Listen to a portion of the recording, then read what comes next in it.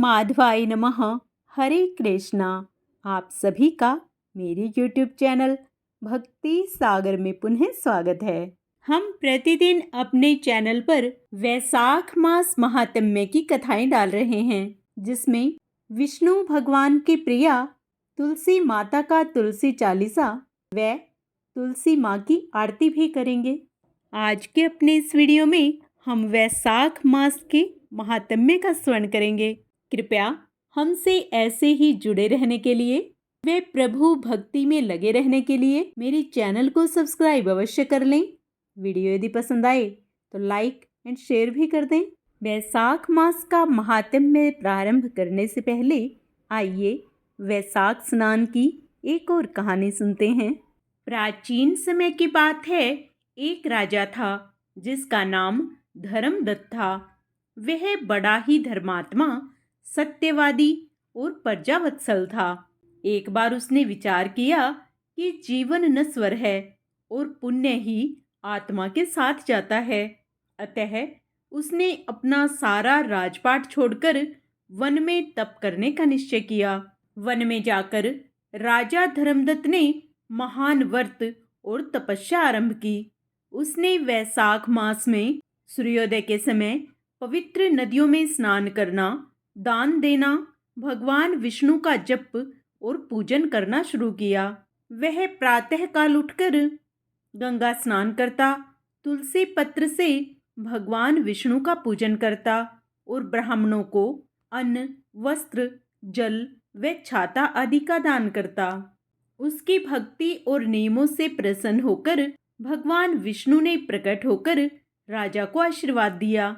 हे धर्मदत्त, तुमने वैशाख मास का जो व्रत, स्नान और दान किया है, उससे तुम्हें अनंत पुण्य की प्राप्ति हुई है। तुम अगले जन्म में स्वयं स्वर्ग लोक में राजा होकर विष्णु लोक को प्राप्त करोगे। भगवान श्री हरि ने वैशाख मास स्नान के महत्व को बताया। पवित्र नदियों में स्नान करने से समस्त पाप नष्ट होते हैं। सूर्योदय से पहले स्नान करना विशेष पुण्यदायक माना जाता है। तुलसी पत्र, गंगाजल और शुद्ध मन से भगवान विष्णु की पूजा करनी चाहिए।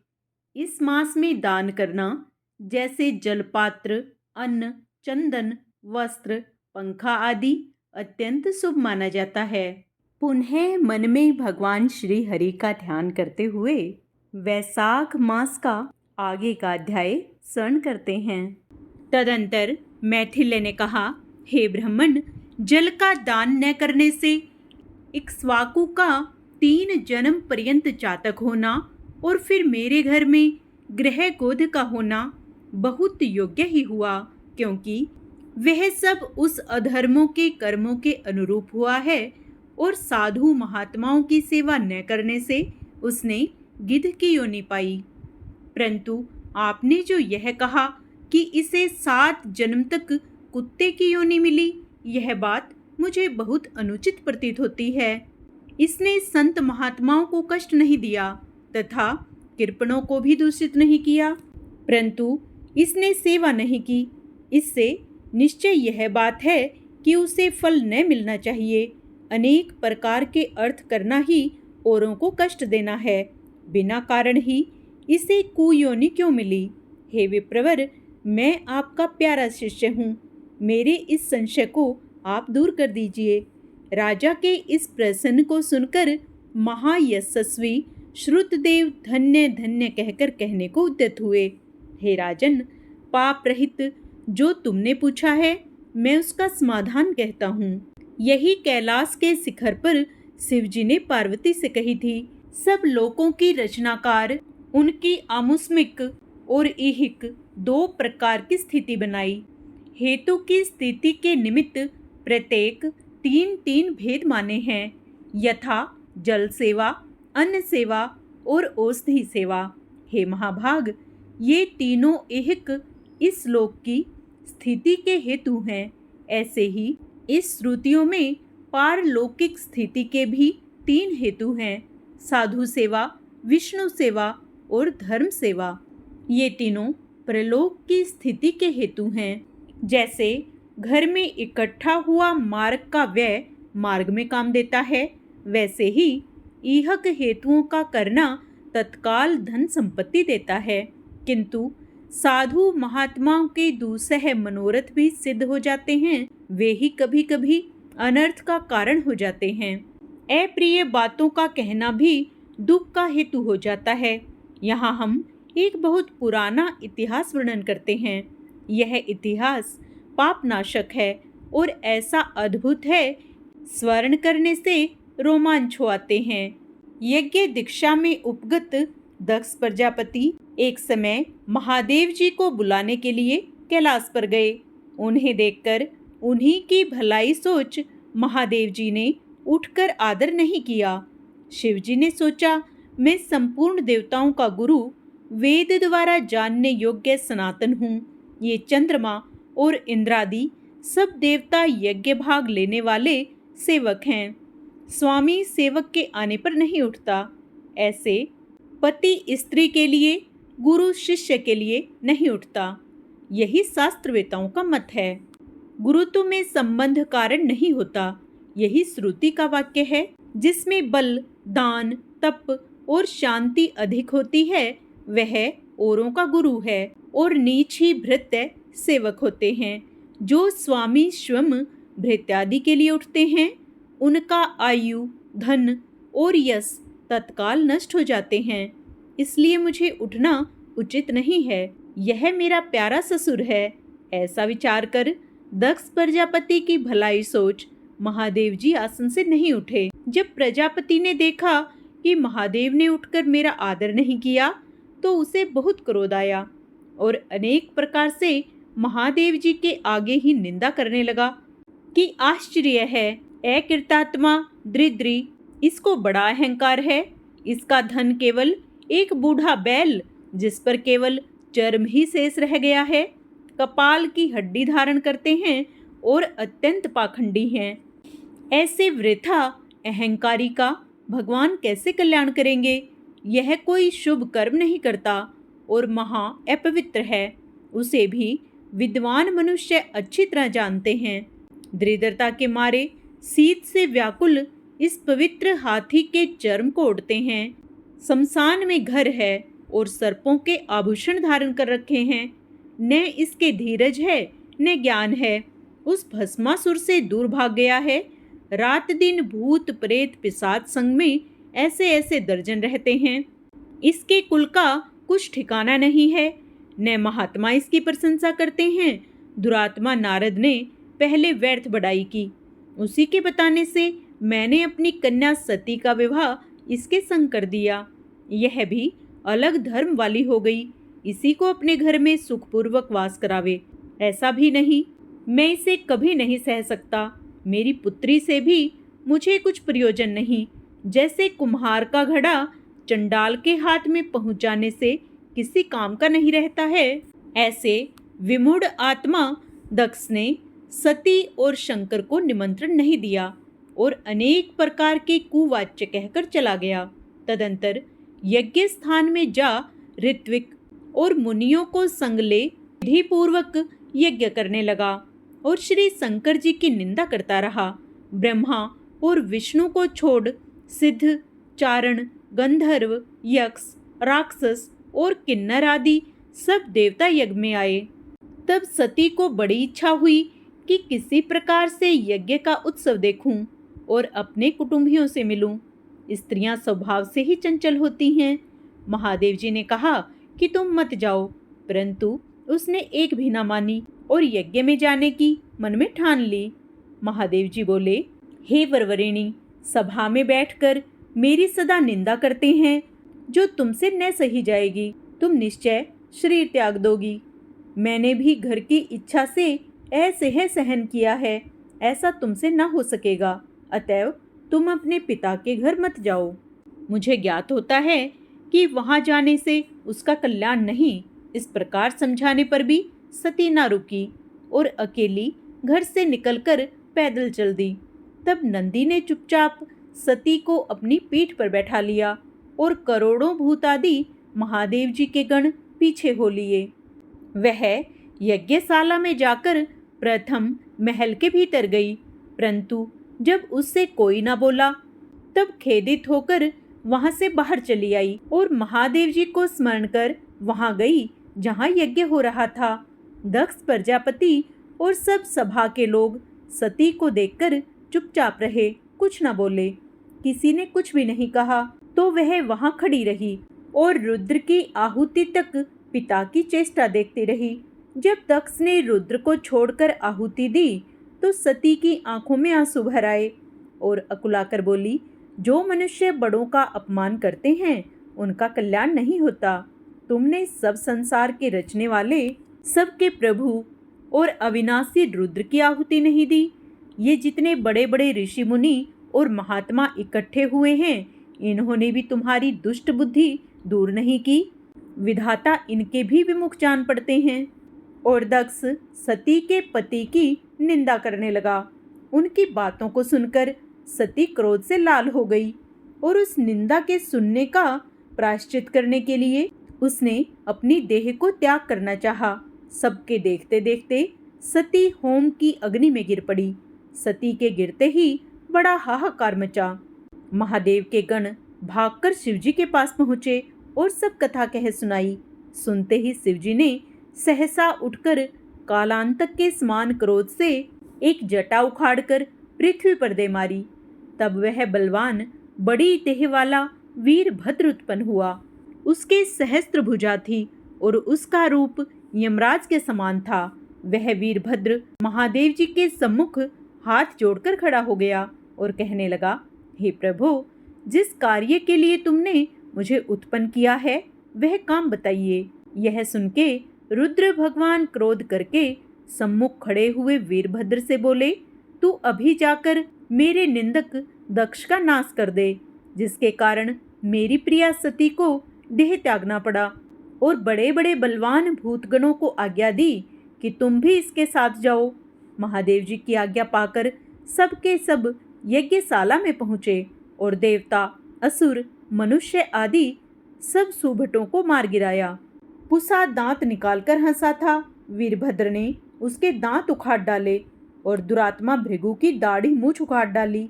जिस जिसने जो जो अंग फड़काया था उसका वही अंग वीरभद्र ने उखाड़ कर फेंक दिया।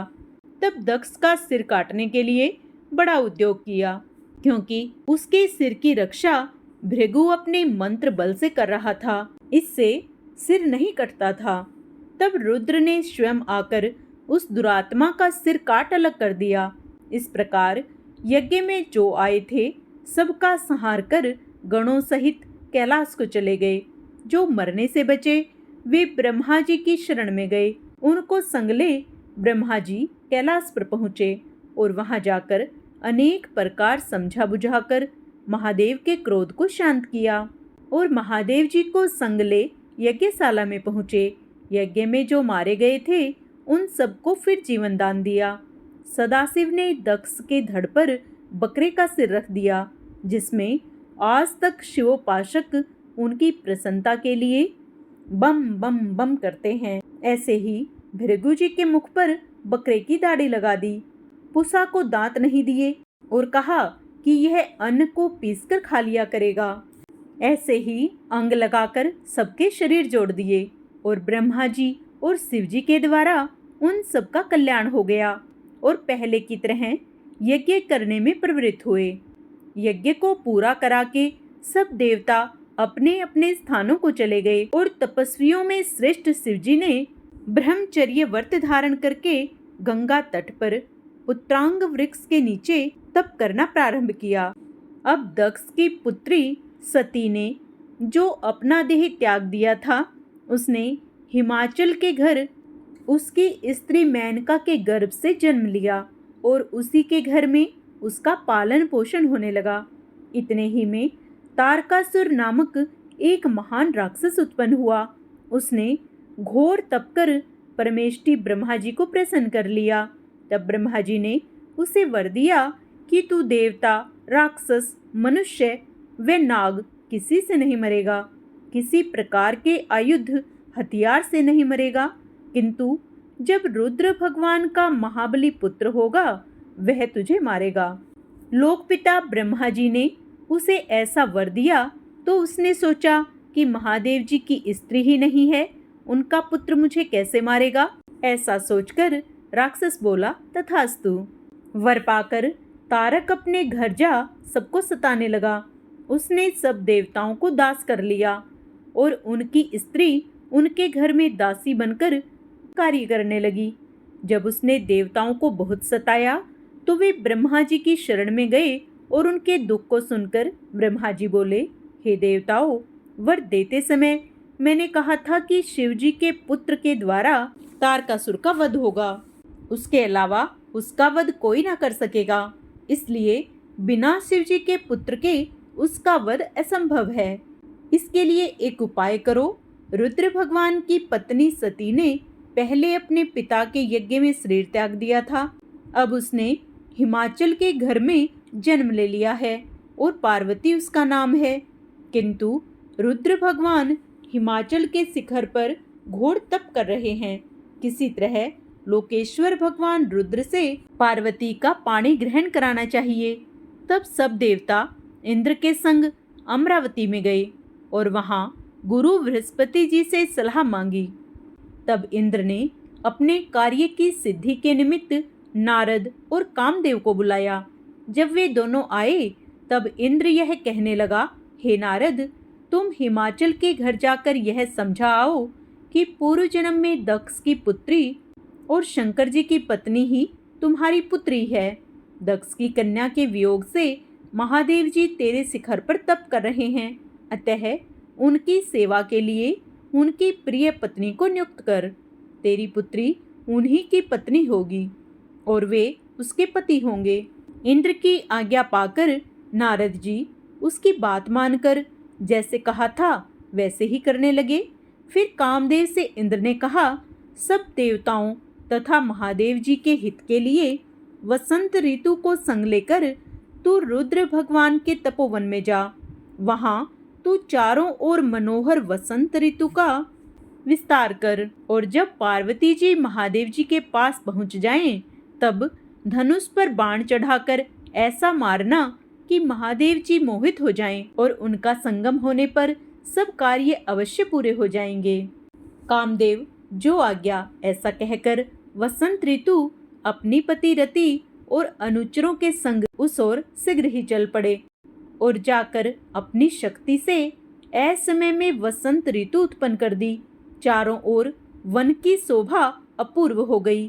शीतल मंद सुगंधित वायु चलने लगी। दैवात उसी समय महादेव जी भी पार्वती की सेवा से प्रसन्न हो उन्हें गोदी में बैठाकर कुछ कहना प्रारंभ करने लगे।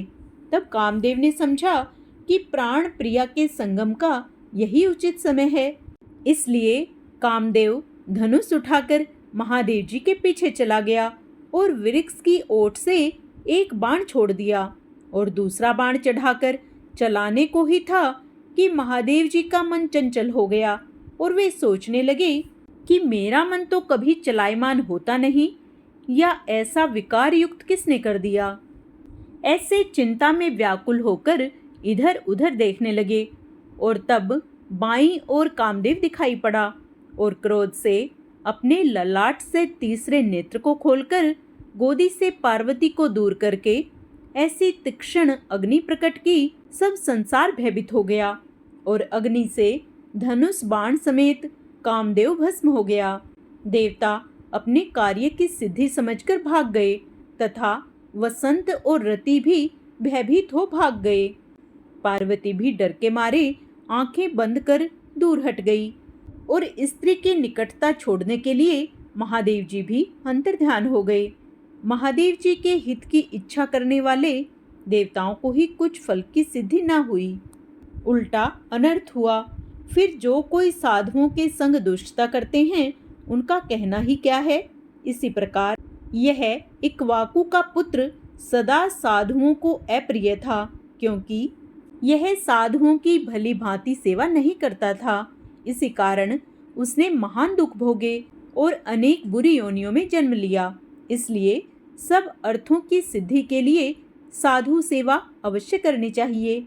देखो, रुद्र का अप्रिय करने से कामदेव ने भविष्य जन्मों में बड़े बड़े दुख उठाए। जो रात दिन इस पुण्य चरित्र रूपी पुराने इतिहास को सुनते हैं, वे जन्म, मृत्यु, बुढ़ापा आदि से निसंदेह छूट जाते हैं।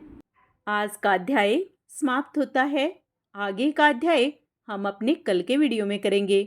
पूर्ण पुण्य लाभ प्राप्त करने के लिए व वैशाख मास में श्री हरि की भक्ति से जुड़े रहने के लिए आप उसे भी अवश्य स्मरण करें। जय श्री हरि।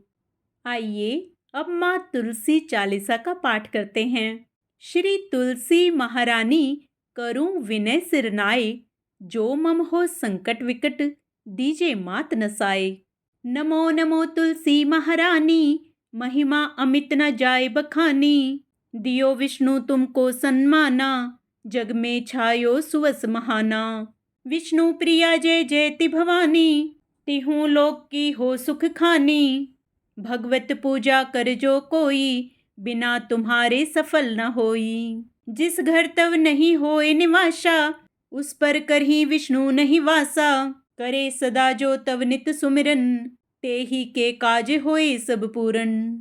कार्तिक मास महात्म तुम्हारा, ताकि जानत सब संसारा। तव पूजन जो करे कुवारी, पावे सुंदर वर सुकुमारी। कर जो पूजा नित प्रति नारी, सुख संपत्ति से होए सुखारी। वृद्धा नारी करे जो पूजन, मिले भक्ति होवे पुलकित मन। श्रद्धा से पूजे जो कोई, भवनिधि से तर जावे सोही। कथा भागवत यज्ञ करावे, तुम बिन नहीं सफलता पावे। छायो तव प्रताप जग भारी, ध्यावत तुम्ही सकल चित धारी। तुम्ही मात यंत्रण तंत्रण में, सकल काज सिधु होवे क्षण में। औषधि रूप आप हो माता, सब जग में तव यश विख्याता। देव ऋषि मुनियों तपधारी, करत सदा तव जय जयकारी। वेद पुराणन तव यश गाया, महिमा अगम पार नहीं पाया। नमो नमो जय जय सुख कारिणी, नमो नमो जय दुख निवारणी। नमो नमो सुख संपत्ति देनी, नमो नमो अघ काटन छेनी। नमो नमो भक्तन दुख हरणी, नमो नमो दुष्टन मद छेनी। नमो नमो भव पारे उतारणी, नमो नमो परलोक सुधारणी। नमो नमो निज भक्त उबारणी, नमो नमो जन काज संवारणी। नमो नमो जय कुमति नसावनी, निज जन जानी मोहि अपनायो। बिगड़े कारज आप बनाओ, करूं विनय मैं मात तुम्हारी।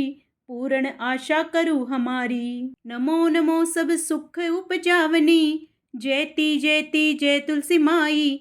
ध्याऊं तुमको शीस नवाई। शरण चरण कर जोरी मनाऊं, निस दिन तेरे ही गुण गाऊं। करहूं मात यह अब मोह पर दाया, निर्मल होए सकल मम काया। मांगू मात यह वर दीजे, सकल मनोरथ पूर्ण कीजे। जानू नहीं कुछ नेम आचारा, क्षमहु मात अपराध हमारा। 12 मास करे जो पूजा, तासम जग में और नहीं दूजा। प्रथम ही गंगा जल मंगवावे, फिर सुंदर स्नान करावे। चंदन अक्षत पुष्प चढ़ावे, धूप दीप नैवेद्य लगावे। करे आचमन गंगा जल से, ध्यान करे हृदय निर्मल से। पाठ करे फिर चालीसा की, स्तुति करे मात तुलसा की। यह विधि पूजा करे हमेशा, ताके तन नहीं रहे कलेशा। करे मास कार्तिक का साधन, सोवे नित पवित्र सिद्ध होई जाई। है यह कथा महासुखदाई, पढ़े सुने सो भव तर जाई। यह श्री तुलसी चालीसा, पाठ करे जो कोई। गोविंद सो फल पावहीं, जो मन इच्छा होय। अब हम सब मिलकर विष्णु भगवान की प्रिया तुलसी माता की आरती करेंगे। तुलसी महारानी नमो नमो, हरि की पटरानी नमो नमो। तुलसी महारानी नमो नमो, धन तुलसी पूर्ण तप कीन्हो। सालिग्राम बनी पटरानी, जाके पत्र मंजरी कोमल, श्रीपति कमल चरण लपटानी। धूप दीप नैवेद्य आरती, पुष्पन की वर्षा बरसानी। नमो नमो तुलसी महारानी, नमो नमो हरि की पटरानी। नमो नमो 56 भोग 36 व्यंजन, बिन तुलसी हरि एक न मानी। सभी सखी मैया तेरो जस गावे, भक्ति दान दीजे महारानी। नमो नमो तुलसी महारानी, नमो नमो हरि की पटरानी। नमो नमो तुलसी महारानी।